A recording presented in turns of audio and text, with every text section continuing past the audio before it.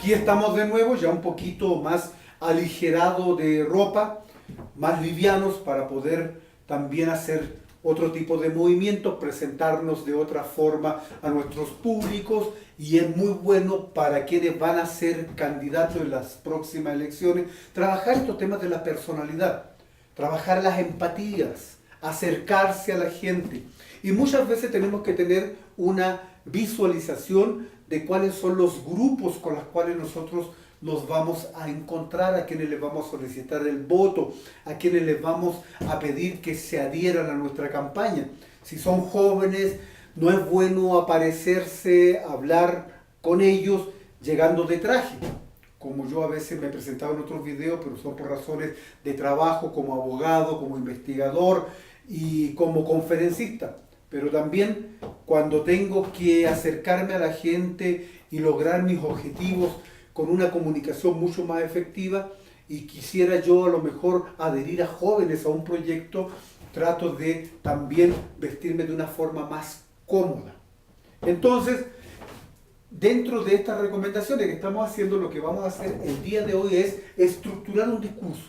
Ya vamos a entrar en un discurso propiamente tal, porque también me lo están pidiendo ustedes. Hay distintas formas de estructurar un discurso, distintos esquemas.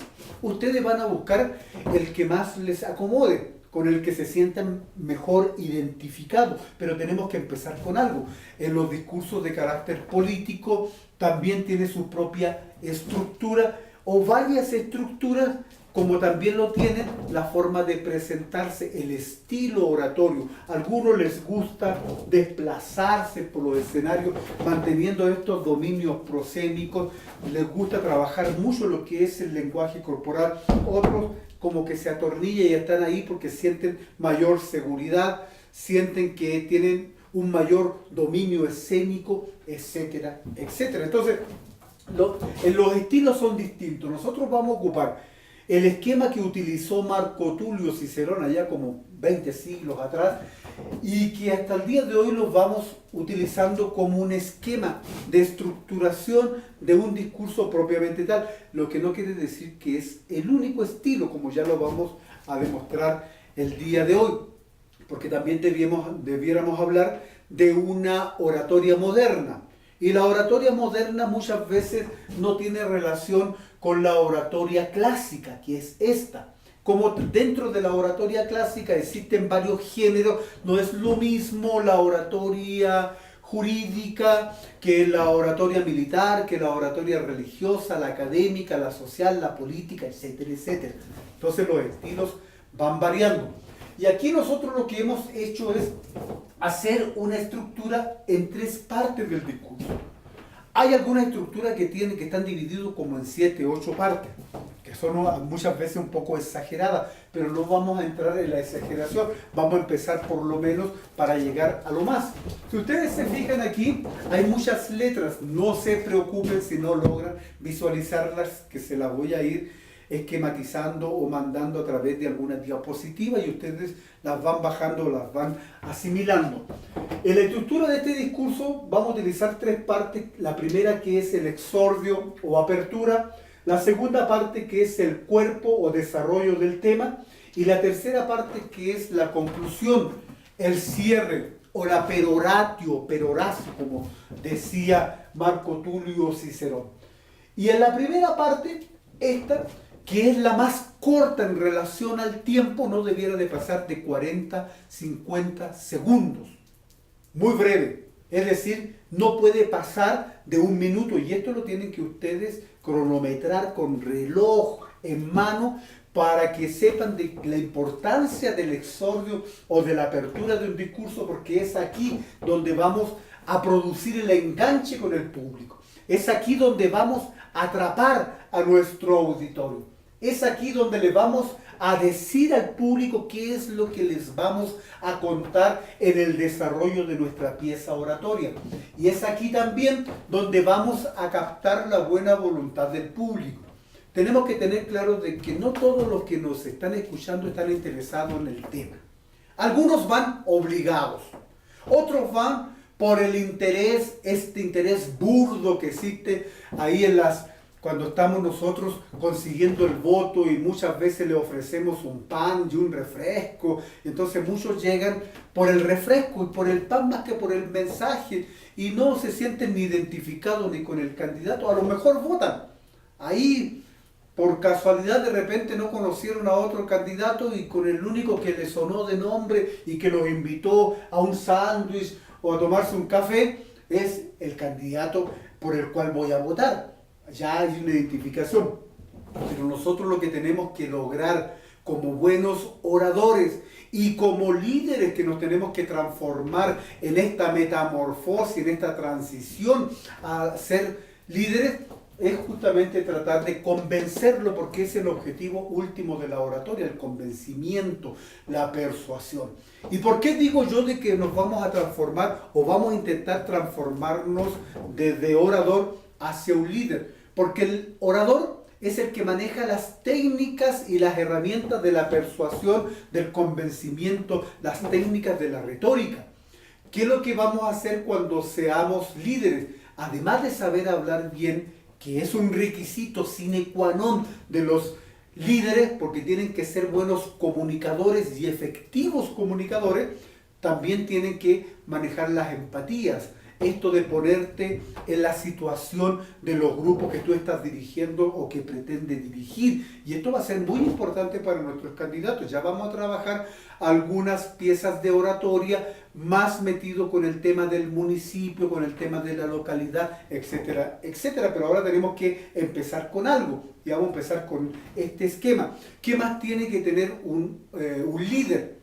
Ya no necesariamente orador, porque orador se queda ahí en los aplausos arriba de la tribuna, en una entrevista y se va contento para la casa. El líder continúa, el líder empieza a organizar cosas, a visualizar problemas, a buscar soluciones, pero todas estas soluciones las busca en plural, en grupo, por eso que su lenguaje es en plural. Nosotros hemos decidido, nosotros pretendemos hacer tal cosa, la acción que hemos decidido entre todos. Bueno, siempre el lenguaje de un líder tiene que ser en plural. Eso para que lo sepan los candidatos. Nunca hablen en singular.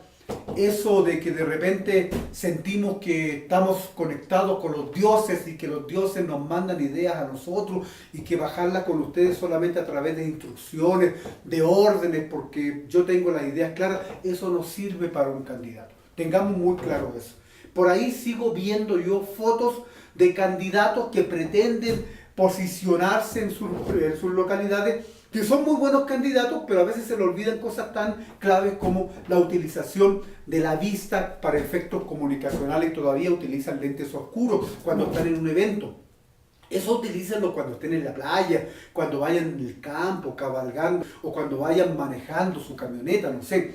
Pero cuando tengan ustedes contacto con el público, ni esconder las manos, ni perder las miradas o los ojos, que es donde nosotros estamos transmitiendo mucho sentimiento. Es la conexión que tenemos nosotros con nuestro cerebro límbico, ahí con la amígdala donde se posicionan las emociones.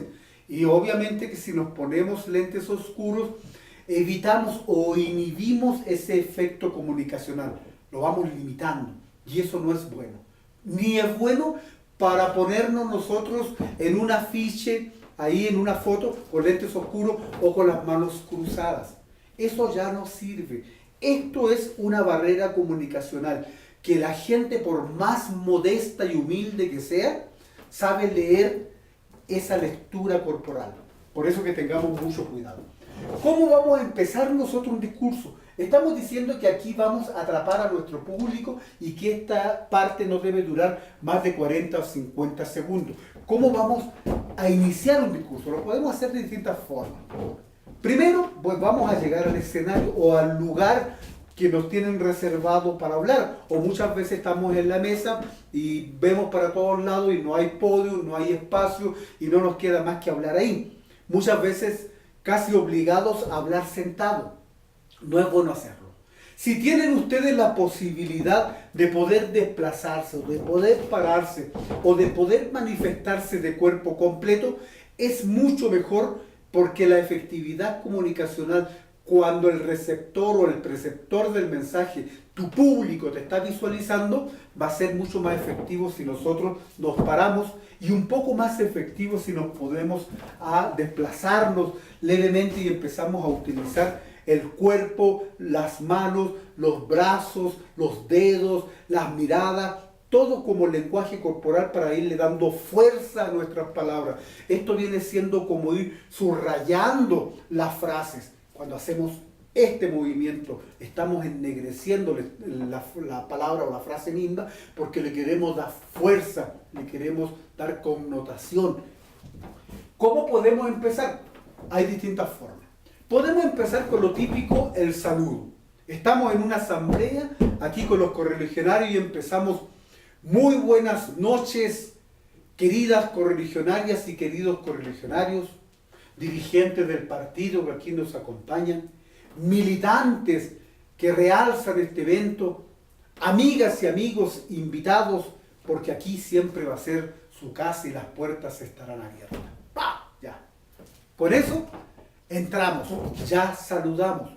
Si se fijan, muy breve, muy conciso, ¿no? No tenemos que hacer este aburrimiento de presentarlos unos a otros. Señor presidente Juanito Pérez, señor vicepresidente Tacatacatá, nombre tanto, señor secretario general, señora tesorera, señora vocal, y empezar a nombrarlos a todos.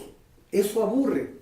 Mejor redondeamos, quizás pudiéramos nombrar uno o dos con exageración. Señor presidente nacional del partido, que hoy nos acompaña en esta asamblea, su sola presencia le da realce a este evento. Ya cerramos, compañeras o correligionarias y correligionarios todos. Entonces hacemos estas expresiones gesticulativas, esta expresión incluso hacia adentro o hacia afuera, lo que hablamos nosotros el lenguaje corporal cuando hacíamos los ejercicios así en grande. Para eso nos sirven todos estos movimientos exagerados para después buscar nuestros propios movimientos con los cuales nos sintamos más cómodos, ¿no? Por ejemplo, pudiéramos también después del saludo hacer un título. En esta oportunidad, queridas y queridos correligionarios, nos hemos concentrado y convocado a este evento para recordar un aniversario más de aquellos líderes del norte chico, aquellos que un 27 de diciembre de 1863 decidieron convocarse en lo que nosotros hemos reconocido como la primera asamblea radical y el inicio formal de nuestra institución política. Va, por ejemplo. ¿Estamos de acuerdo? Bueno, ahí estamos hablando de un título. Pudiéramos hacerlo mostrando algún objeto. Solamente mostrando el objeto y a lo mejor haciendo el saludo. Acuérdense de que aquí el orden de los factores no va a alterar el producto. Como nosotros empecemos en esta partecita que aparentemente se ve como muy extensa, en definitiva no lo es. Ya vamos a hacer el ejercicio completo. Porque si yo muestro un objeto, por ejemplo, bueno, aquí tengo un libro, llego y me presento, ¿no? Va a hablar el correligionario Nicolás Ampuero y ahí voy yo, ¿no? Muy valiente, ¿no? Bien preparado. Llego, me paro ahí y muestro un libro. Incluso lo puedo señalar. Y lo dejo encima de una mesa. Ya no digo nada más. Me voy con el saludo. Muy buenas tardes, correligionarias y correligionarios, amigas y amigos que hoy nos acompañan. Y ya de ahí me paso al cuerpo del discurso. Si se fijan, aquí utilicé 5 segundos. Y en el cuerpo del discurso ya hago referencia al objeto que mostré. Y puedo decir, en esta oportunidad haremos un análisis sobre el desarrollo de la educación en nuestro país a partir de las acciones de nuestros militantes, de nuestros correligionarios. Y veremos cómo ha ido disminuyendo el nivel educativo toda vez que estos libros se encuentran menos en nuestros hogares. En la educación formal de nuestro país, cada vez leen menos nuestros estudiantes. Vamos denigrando los niveles educativos de la patria. Bueno, todo lo que ustedes quieran agregar. Eso lo vamos a ver después cuando veamos el cuerpo del discurso y al final por la conclusión. Ya veremos qué es lo que significa la conclusión. Bueno, el cuerpo del discurso pues, tiene que ver con estos famosos juegos de las tesis y antitesis, ya lo vamos a ir viendo en su totalidad, lo que incorpora eso. La conclusión, porque va a ser un resumen, una exhortación, y vamos a ver algunas bondades de una buena conclusión, un buen final de nuestro discurso. Seguimos entonces la estructura del discurso. No se pierdan, vámonos, no se me chamaqueen, como diríamos allá en México. Vamos nosotros concentrándonos. ¿Cómo podemos también comenzar un discurso? Ya me llaman y todo, y aquí dice, formulando una pregunta.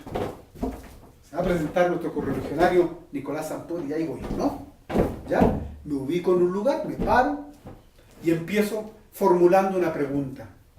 Pudiéramos decir, por ejemplo, si tenemos, ahora que estoy viendo mi botellita de agua, no se olviden la importancia del agua, dosificación laringea, humectación de nuestros órganos fonadores, oxigenación también o acompañamiento a la respiración diafragmática para la oxigenación del cuerpo, para mantenernos concentrados, estar despiertos, ser más ágiles. A lo mejor no nos quita la brutalidad, pero nos ayuda a mantenernos despiertos y concentrados. Entonces, ¿yo qué es lo que pudiera hacer?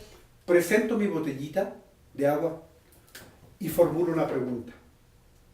Quisiera reflexionar con todos mis correligionarios aquí presentes de si será posible que las futuras generaciones encuentren este vital líquido puro y cristalino de la forma como nosotros todavía logramos adquirirla o encontrarla allá en la roca madre de nuestra cordillera de los Andes. ¿O ya será un bien de estos bienes escasos? Y ya dejamos la pregunta abierta. ¿Está de acuerdo? Lo dejamos ahí y podemos seguir. Muy buenas tardes, correligionarias y correligionarios. Y hacemos el título, por ejemplo, podemos incorporar el título y decir, en esta oportunidad vamos a hablar de la importancia de este vital líquido, ¿no? Y ahí lo dejamos. Bueno, otra forma de empezar un discurso. Otra que tengo apuntado aquí, empezar con un epígrafe o con una cita. Pudiéramos por ahí, hay muchas citas, ya hemos hablado de alguna. Por ejemplo, un epígrafe o cita puede ser una frase de alguna persona conocida o desconocida, pero tenemos que darle el crédito al autor, porque si no, como diríamos, nos estaríamos pirateando las frases y eso no se vale, eso no es correcto. Si es una frase nuestra, ya a lo mejor ni siquiera decimos quién es el autor. Se puede entender de inmediato que es una frase nuestra, o puedo decir de mi autoría. Pero si yo, por ejemplo, ahora que estoy recordando, y empiezo, por ejemplo, vamos a hablar de los pobres, el tema de ahora vamos a hablar de los pobres, y puedo decir yo, puedo empezar, ahora vamos a empezar con el título, después el saludo y después el epígrafe, y voy a decir, en esta oportunidad, correligionarias y correligionarios, vengo a hablarles sobre la pobreza en nuestro país y también más allá de nuestras fronteras, la pobreza en nuestro continente. Y el saludo, ¿no? Saludo y título. Y ahora incorporo el epígrafe. Ya lo decía Valentín Letelier Madariaga a principios del siglo XX, que la causa de los pobres fue siempre la causa de los corazones generosos. La causa de los pobres debe ser la causa del radicalismo. Cortado, ¿no? Ahí ya cumplimos con otra forma de empezar un discurso. Y aquí le puse, por ejemplo, una forma casual. Y una forma casual puede ser una mezcla también entre lo mezclado que puse aquí, es decir, de agarrar algunas de estas fórmulas, ponerlas de forma casual, es decir, mis propias ideas, los sentimientos que quiero transmitir, la energía que quiero irradiar, y voy a hacer una especie de mezcla. Vamos a utilizar el mismo tema en relación a la pobreza, vamos a seguir este esquema del saludo, del título, y seguimos. Muy buenas tardes, correligionarias y correligionarios, amigas y amigos que nos acompañan el día de hoy para reflexionar sobre el tema de la pobreza en nuestro país y allende las fronteras, en esta patria grande que nos indicaba José Martí, o en esta América morena que nos señalaba Simón Bolívar, esta América Latina que va desde el río Bravo hasta la Patagonia. Y aquí muy cercano, un líder de la recuperación de la democracia, el doctor Raúl Alfonsín, en su emblemático discurso, señalaba e indicaba de que en Argentina no existe hambre por falta de alimentos, sino que hay hambre por exceso de inmorales.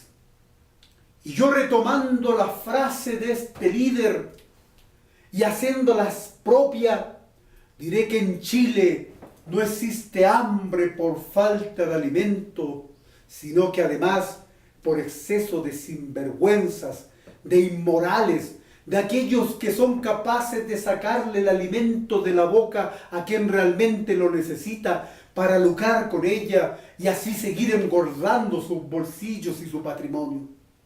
¿Está? Perfecto. Bueno, ahí hice una mezcla, ¿no? Tengamos también presente de que podemos iniciar el discurso de distintas formas, y aquí ya lo hemos visto. O pudiéramos también utilizar una frase.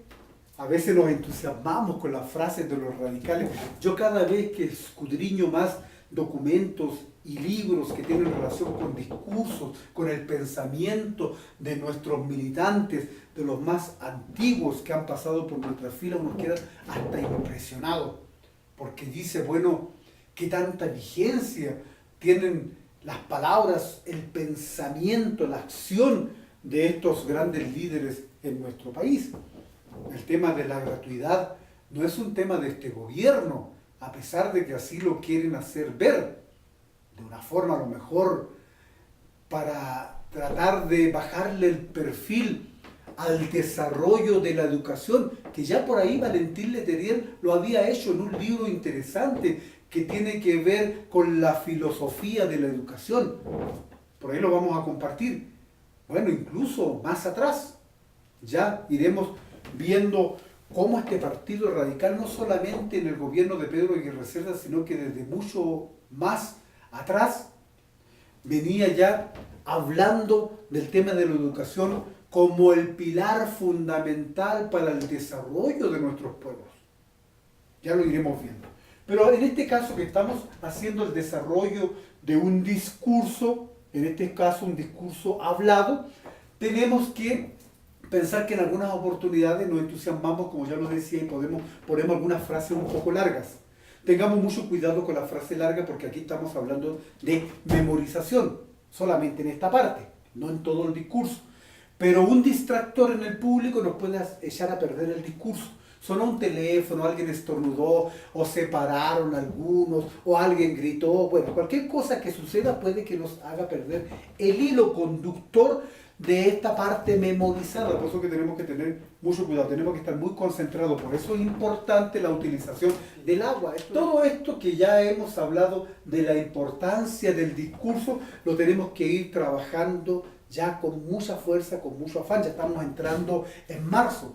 Así como entran los estudiantes a la escuela, pues nosotros también como que vayamos a la escuelita de oratoria y empecemos a arrastrar el lápiz y a estructurar nuestros propios discursos.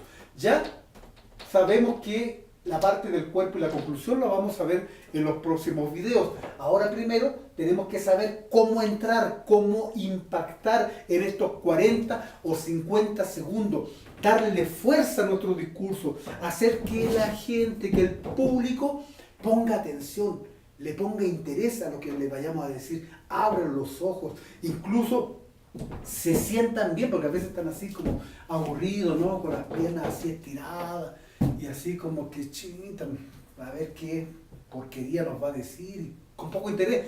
Pero si nosotros entramos bien, con una frase fuerte, con una idea muy clara, ya ustedes van a ver que el público, que el auditorio se empieza como a acomodar en su silla y a tomar pues una postura de interés en el discurso. Tenemos que mantener eso hasta el final, hasta nuestra última palabra.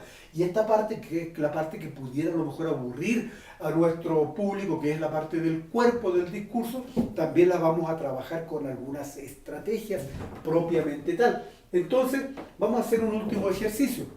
Vamos a utilizar una frase un poquito más larga y vamos a hablar del tema de la educación, que es un tema recurrente dentro de nuestras asambleas radicales. Y tiene que ser así porque ha sido quizás para nosotros la piedra angular en la construcción de este gran partido. Ha sido el discurso más fuerte, pero no solamente para impactar y para que todos nos identifiquen con los radicales son los de la educación, sino también para crear conciencia de la importancia de la educación en el año 1939. Y él decía cosas tan importantes, pero vamos a empezar con el saludo, con el título. ¿No? Ya me presentaron, llego y digo, muy buenas tardes, correligionarias y correligionarios. Amigas y amigos todos quienes nos acompañan en este importante evento donde recordaremos a uno de los grandes, a Pedro Aguirre Cerda, quien con su lema "Gobernar es educar", también señalaba en su primer discurso una parte muy importante de lo que fue su gobierno y nos decía que para que la enseñanza pueda cumplir su misión social con toda amplitud, es necesario que sea gratuita, única, obligatoria y laica.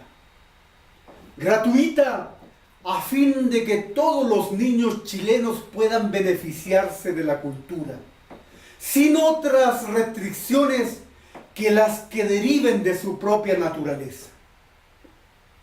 Única en el sentido de que todas las clases chilenas unifiquen su pensamiento y su acción dentro de las mismas aulas escolares. Obligatoria, pues es deber del Estado dar a todos los miembros de la sociedad el mínimo de preparación requerido por la comunidad para la vida cívica y social. Y finalmente laica, con el fin de garantizar la libertad de conciencia y hacer que nada perturbe el espíritu del niño durante todo su periodo escolar. Cerramos. ¿Cuánto hicimos? Bueno, bordeando el minuto. Eso es el exordio. Eso es el inicio impactante que debe tener nuestro discurso. Por ahora los dejamos hasta aquí. Llevo ya 7 horas hablando en distintas aulas para distintos públicos y la oratoria es un ejercicio y es una actividad que nos desgasta no solamente mentalmente, sino también físicamente, porque tenemos que estar muy concentrados, saber encaminar a nuestros públicos para cumplir nuestros objetivos de persuasión y de convencimiento. Tenemos que utilizar algunas técnicas para poder refrescar a este público, también nosotros, pero también es un ejercicio físico porque el estar 7 u 8 horas haciendo estos movimientos, estas gesticulaciones, estos ademanes, también nos agota físicamente. Y por eso tenemos que estar los oradores muy preparados en este arte de la oratoria y cuidar nuestros órganos fonadores. Vamos a trabajar, vamos a apoyar en esto con nuestros correligionarios, específicamente con los más jóvenes. Así fue el deseo de Guillermo Holtoyer Lafosse. Ya iba caminando a ocupar su espacio en el Eterno Oriente, quizás visualizándonos como Dante de los brazos de su maestro, ahí por los anillos del infierno para lograr la eternidad. Bueno, allá va nuestro amigo Guillermo y que sepa que lo que hablamos en los últimos tiempos que tuvimos la posibilidad de comunicarnos telefónicamente, si su gran inquietud o una de sus grandes inquietudes era de formar nuevas generaciones para robustecer las asambleas de nuestro partido, ya lo estamos haciendo por esta vía, ya estaremos más cerca. Muchas gracias, un fuerte abrazo a la distancia, los aprecio mucho, como tanto aprecio sus comentarios que me puedan hacer llegar. Nos vemos en el próximo video, gracias.